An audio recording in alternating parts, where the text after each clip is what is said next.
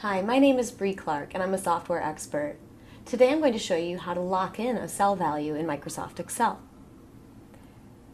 In this spreadsheet, I only want people to be able to edit these cells here, the actual sales figures. Everything else I would like to remain locked.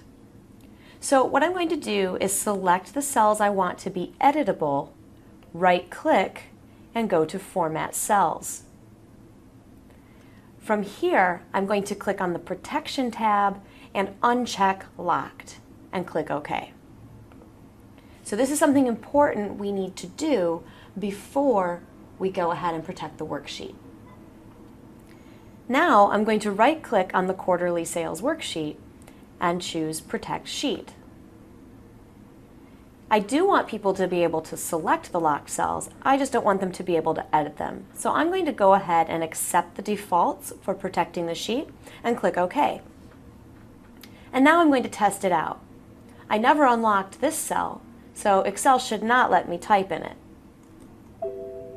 OK, as soon as I press a key on the keyboard, Excel tells me that the cell or chart I'm trying to change is on a protected sheet. So I'll just click OK, and that cell remains unharmed. But it will let me change the cells I unprotected. So I'm going to click in cell E5 and type a new value and press enter, and no problem. My name is Bree Clark. I'm a software expert, and I just showed you how to lock in a cell value in Excel.